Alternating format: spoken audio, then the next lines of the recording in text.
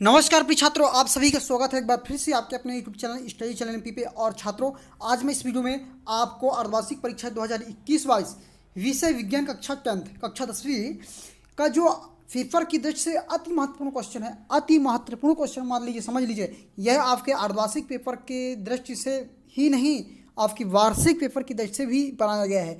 इसको मैंने खुद क्वेश्चन जो बहुत ही महत्वपूर्ण क्वेश्चन है, 100% संभावित प्रश्न है, उनको छांट कर लिखा है और पीडीएफ बना के आपको मैं दिखा रहा हूँ, वीडियो में दिखा रहा हूँ। ठीक है, तो आप चिंता मत करें।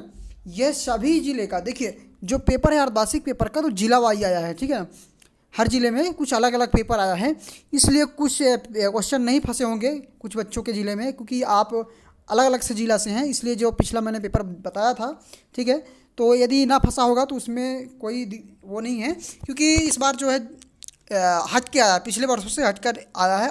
हर जिला में शायद अलग अलग पेपर देखने को मिला है। ठीक है, तो ये विज्ञान का जो इम्पोर्टेंट क्वेश्चन है इस वीडियो में जो मैं बता रहा हूँ, इन क्वेश्चनों को मैं ऐसे तैयार किया हूँ कि आप किसी भी ज़िले से हो, किसी भी ज़िले से हो, एमपी में कहीं से भी, ठीक है, तो सभी के लिए अति महत्वपूर्ण क्वेश्चन है। मतलब ये क्वेश्चन ज़्यादातर हर ज़िले के पेपर में फंसने वाले हैं। और आपकी वार्षिक पेपर का तो पेपर देख ही रहेगा, तो आप तो अभी अर्धवार्षिक पेपर में चल रहे हैं, ठीक है, लेकिन अर्धवार्षिक के साथ साथ आपका टारगेट वार्षिक होना चाहिए। अर्धवार्षिक तो सिर्फ आपको चेक करने के लिए है, क्योंकि आपका बोर्ड एग्जाम है, 10th वाले हैं, तो आपका मतलब वार्षिक पेपर क्लियर होना चाहिए अच्छे से, वार्षिक पेपर की तैयारी करना है। इसलिए अर्धवार्षिक तो अभी मान लो इसका नंबर जुड़ना नहीं है, लेकिन आपको अच्छे से पेपर देना है, क्योंकि तभी आपको समझ में आता है कि हम 8 400 400 400, जी हाँ, याद कर लीजिए व्हाट्सअप नंबर, क्योंकि अब चाहे आपका मैथ का सवाल हो या फिजिक्स केमिस्ट्री बायोलॉजी का, आपके हर डाउट हर क्वेश्चन का मिलेगा तुरंत वीडियो सोल्यूशन,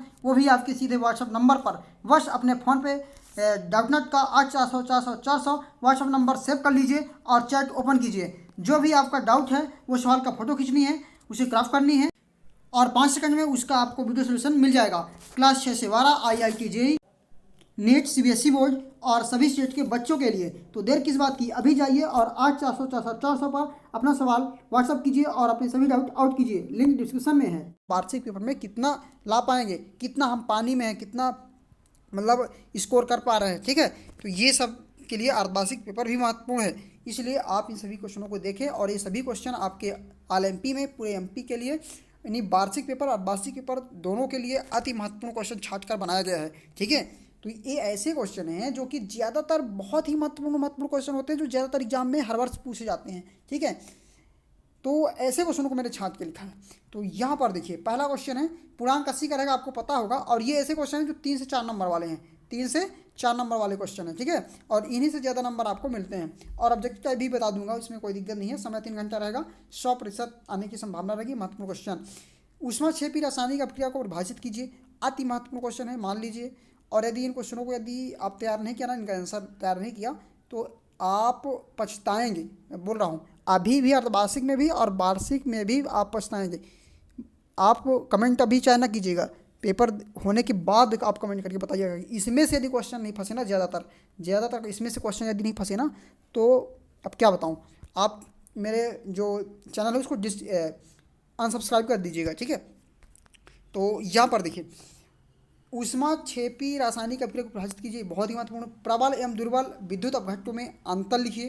प्रबल और दुर्बल जो विद्युत अपघट्ट होते हैं ना, उनमें अंतर आपको लिखना है। और ये सभी आंसर आपको आप उसमें मिल जाएगा, किताब में मिल जाएगा, गाइड में कहीं से भी देख लीजिएगा। और हो सकेगा तो मैं आपको करा भी दूंगा, आंसर भी करा दूंगा, ठीक है, लेकिन नेक्स्ट वीडियो में यदि आप कमेंट करेंगे तब।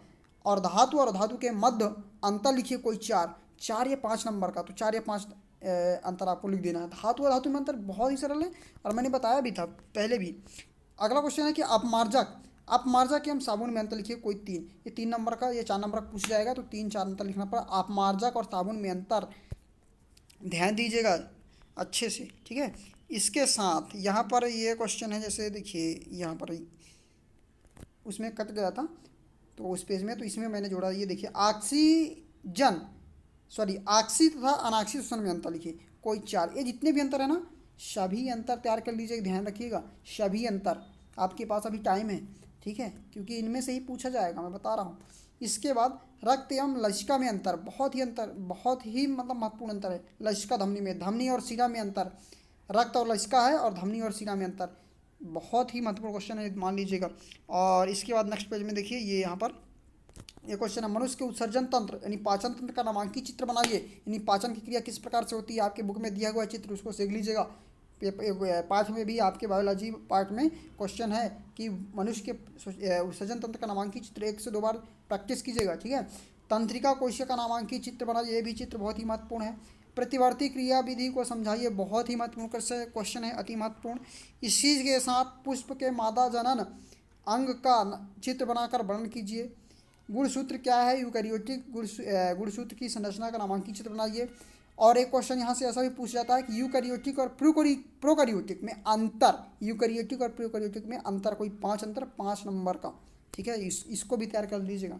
मनुष्य में लिंग निर्धारण की प्रक्रिया का सचित्र वर्णन कीजिए, लिंग निर्धारण की प्रक्रिया कैसे कैसे होती है, बहुत ही महत्वपूर्ण क्वेश्चन है।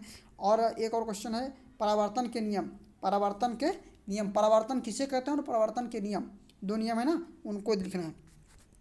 इसके बाद गोली दर्पण की फोकस दूरी से क्या तात्पर्य है, गोली दर्पण के वक्रता त्रिज्या और फोकस दूरी में अंतर। इसी के साथ यहाँ देखिए, उस पेज में कटा हुआ था ये कि क्या मैंने अंतर बोल दिया, वक्रता त्रिज्या और फोकस दूरी में संबंध बताना है, ठीक है ना। गोली दर्पण की फोकस दूरी से क्या तात्पर्य है, गोली दर्पण के वक्रता त्रिज्या और फोकस दूरी में संबंध बताना है, ना कि अंतर, क्या बताना है, संबंध बताना है, ठीक है दोस्तों। अब आगे चलिए, यहाँ पर चलिए देखिए, एक समतल दर्पण द्वारा उत्पन्न आवर्धन +1 है, इसका क्या आशय है, समझाइए। और अगला क्वेश्चन है, परावर्तन को परिभाषित कीजिए, प्रकाश के परावर्तन के नियम को किरण आरेख द्वारा समझाइए। तो ये जितने भी क्वेश्चन मैंने आपको दिखाया, अति महत्वपूर्ण क्वेश्चन है। पेपर के बाद मुझे बताइएगा कि इसमें से क्वेश्चन आप फंसते हैं नहीं फंसते हैं, 3 से 4 या 5 नंबर वाले क्वेश्चन, ठीक है। तो मुझे आशा है कि आपको समझ में आ गया होगा, इन सभी क्वेश्चनों का आंसर आप तैयार कर लेंगे, ठीक है। और इनका आंसर भी चाहिए तो आप बताइएगा, तो मैं बुक से देखकर, मतलब इनका आंसर जो PDF टाइप का बना के बुक से, और मैं आपको प्रोवाइड करा दूंगा वीडियो के माध्यम से, ठीक है। तो चलिए फिर मिलते हैं नेक्स्ट वीडियो में। जय हिंद, वंदे मातरम। और जो पेपर है वो जल्द ही आएगा, ठीक है, कुछ टाइम बाद पेपर भी अपलोड होगा विज्ञान का। तो पर ये नहीं कह सकता कि मतलब वही पेपर आलमपी में है, क्योंकि ज़िले में अलग अलग पेपर आता है, तो किसी भी ज़िले में फंस सकता है, ठीक है। तो चलिए फिर मिलते हैं। जय हिंद, वंदे मातरम। और यदि नए हैं तो चैनल को जरूर सब्सक्राइब कर लीजिएगा, क्योंकि मैं ऐसे ही आपकी सहायता करता रहूँगा हर प्रकार से। और अच्छा लगे तो वीडियो को लाइक कर दीजिएगा, दोस्तों को शेयर कर दीजिएगा। जय